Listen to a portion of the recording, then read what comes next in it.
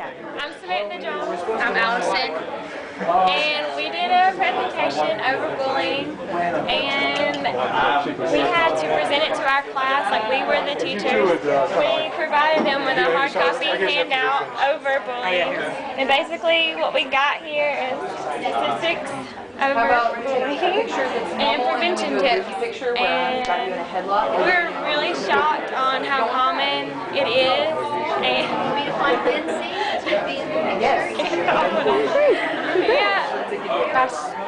It was very common that they were bullied, but they never told their parents about it, and that was one of the most shocking things. And also how prevalent cyberbullying is. So.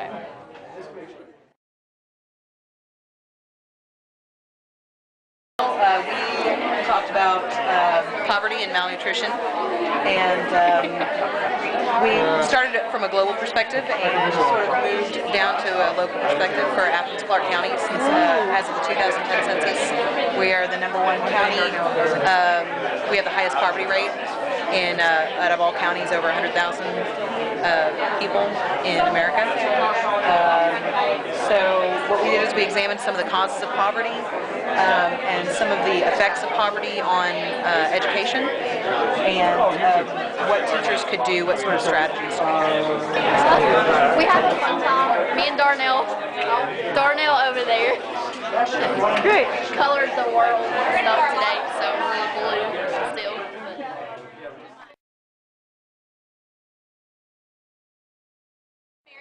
And this is Sarah Bassan, and we did our project on teen pregnancy and how teen mothers are treated in the school system, how the school kind of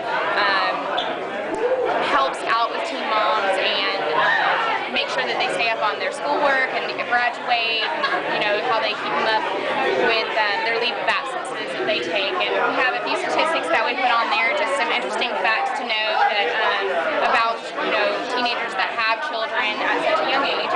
And then this is our poster related to the show 16 and Pregnant, and this show is a show that's on MTV, and it talks about the different struggles that teen moms have gone through, and that's pretty much about it.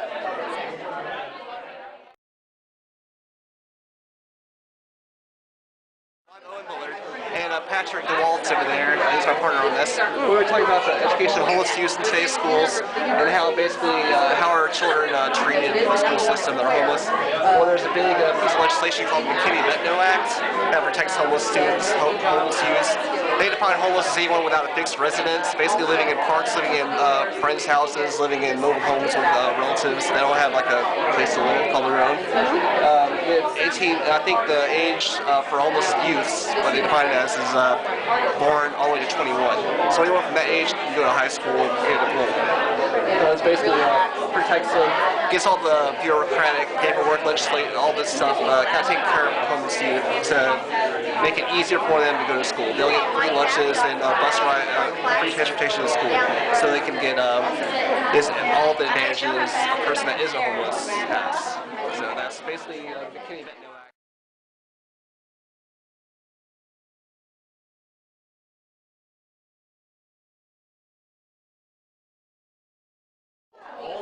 My name is Daniel. I'm with the English 101 class here at Piedmont College in Athens, Georgia. My class, we presented several cultural stereotypes. You've got posters of several stereotypes, and then we tried to complicate them. That is to say,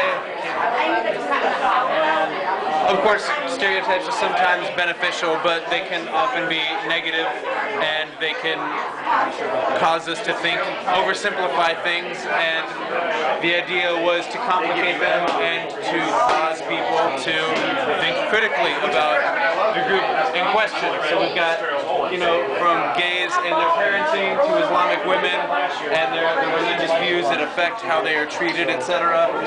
Poor people being lazy. We've got math and the differences in the gender gap between men and women, intelligence of jocks, whatever.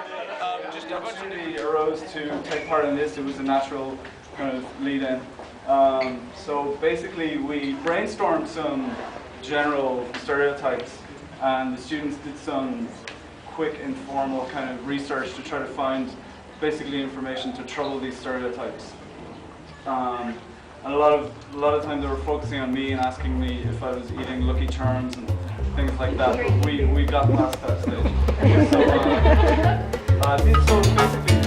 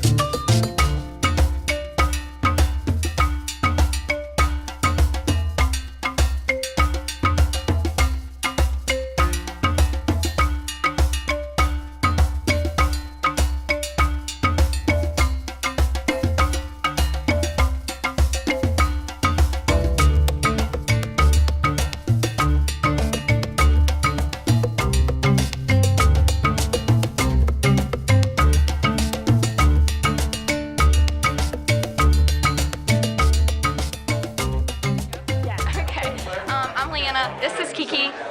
We're both taking an anthropology class this semester where we all went to a different community festival, and then we talked about the importance of festivals. We had to give presentations on the importance of festivals, how festivals impact the community. Lesser festivals, and what did we get the most out of the festivals that we attended? And what did you get? Well, there were certain of us, me personally, I did the Briar's Patch Festival, and I did how community festivals benefit the community, and then I basically just said that they bring in revenue to the community that they can use to better their environment. Yeah, and then I also did the Briar Patch Festival, and I basically had kind of the same question, that it builds community identity, it brings people closer together, and that it brings in money for the community to have for future projects in the community. Both of these poster boards were done with another one of Dr. Lovren's class, which is an anthropology sociology class. In these projects we were to pick an indigenous group and then talk about the main aspects of that group, what's threatening that group, how that group survives basically, talk about their language, talk about just how they day-to-day lives of these groups. So everybody picked their own indigenous group, and in this poster you can see these are different groups of pygmies, and everybody kind of did their own. Of course I wanted to do a big poster because I visited the Quechua. I didn't just research, I went and visited the Quechua people in Peru, so I made my own poster. And then just talked about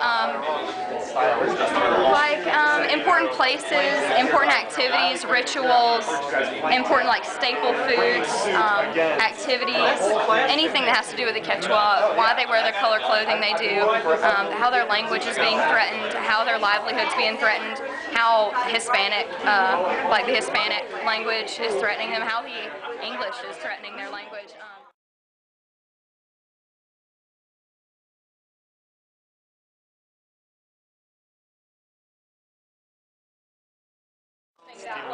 This is exophonic literature, literature written in a language that is not natively your own. So a writer from Dominican Republic like Junot Diaz moves to America, begins writing in English. Nabokov gets kicked out of the Soviet Union and starts writing in English. Not just English though, writers from Turkey end up in Germany, end up writing in German and things like that. So a lot of multicultural aspects to the writing. people using their native language and stories from their native culture, idioms from their native culture. But you find that in multicultural literature as well, but also more specifically syntax differences. So different ways of speaking, different ways of expressing the same thought, different word choice, different diction is what really comes out, I think.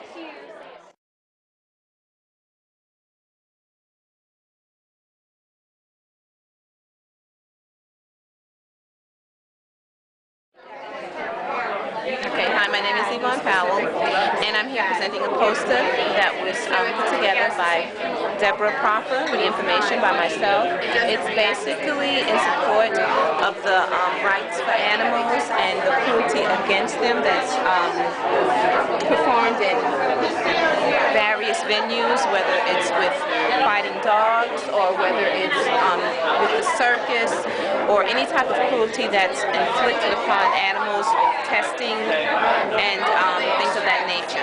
Okay, we try to provide as much information as possible as far as providing lists of different organizations that are support the cruelty against animals. Okay, thank you.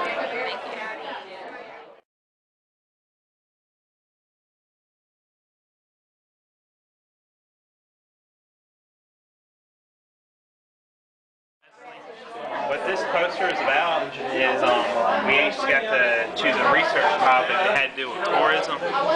So what we did a whole project on it. And these were little bits from our projects that we did. And some of them had something to do with like a different culture. Like we had one guy who did the Amish and how tourism affects them in certain ways. We had people who did research projects on how child prostitution goes wrong with tourism and everything. And certain things. I did one on backpacking, on the motivations of backpackers and why they do stuff like that. What did you find? Well, most of the part, backpackers kind of differ from mass tourism like cruises and such, because most backpackers are looking for something real, something like not staged for them, not given to them automatically. They want to go out and find it themselves. They